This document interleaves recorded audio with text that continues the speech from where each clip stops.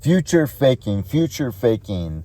It's basically portraying a false future.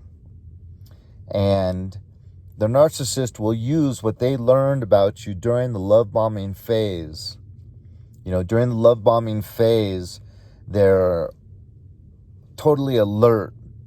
Their eyes are wide open, their ears are wide open. They're trying to absorb everything they can, every little bit of information about you that they can, in order to know what you really, really love and what you want out of that relationship.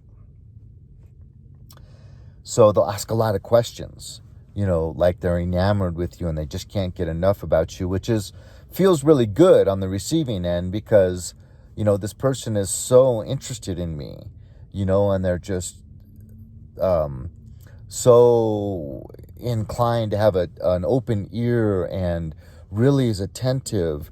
But, it's because they're trying to learn as much as they can about you. And so they're going to find out what promises about the future would make you more inclined to really fall for them. And so they start promising, okay, so you want for us to spend more time together. Okay, well, this summer I'm going to be off work, and I'm not going to be taking these evening classes anymore either. So I'm wide open. We can go take trips up to Santa Barbara. We can, even if you want, fly to Hawaii for a week or two, and then you're just thinking, wow, this is going to be so great, because right now, I can only see this girl once a week, and then her kids are going to be off in college and blah, blah, blah, blah, and all these promises, right?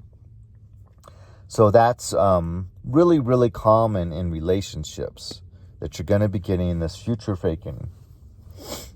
Another place that I think future faking is quite common to rear its ugly head is in parental relationships, and especially with the will and the promise of the will. So, because we all look forward to slowing down when we get older and getting out of this rat race a little bit. So we make plans, well, I'll have this car paid off, in 3 more years, and in 5 more years, I'm going to be able to get a pension or file for retirement, and I'm saving about $200 a month. I know that's not that much, but, I'll have it in a high interest account, and then I'll have some money to tap into. So we all want some kind of financial security down the road. It's really enticing. And a lot of times parents will then make that promise of the will, and maybe even say secret things like, between you and your brother, I'm going to give you 60% because you're so helpful, and then that can be that carrot they dangle and even get you to become more of the care provider. If they get up in their late 80s or 90s and they're going to need someone to maybe be on 24/7 call, maybe be able to run errands for them. If you're thinking you're going to get 60% of the will over your siblings' 40%, you're going to be more likely to be much more giving of yourself time-wise, maybe as someone that they can cry on their shoulder, and talk about their medical problems and boo-hoo and whine, and you're going to be there for that more so. So they can use things like this, these promises in the future, to get their needs fulfilled and get the support and the affirmation and attention that they're desiring. So I think that's the 2 most common places you're going to see future faking. It's in romantic relationships and in parental relationships. And, the sad part about it is a lot of time, the one that's being deceived more in the siblings by the parent, a lot of times they'll end up getting nothing out of the will. And it'll really be just a big fat lie. Like, just to mention quickly something from my own experience, though, with the girl I was dating that was a narcissist that was using this future faking about how, her kids were going to be in college and she's going to have all this, she won't be working.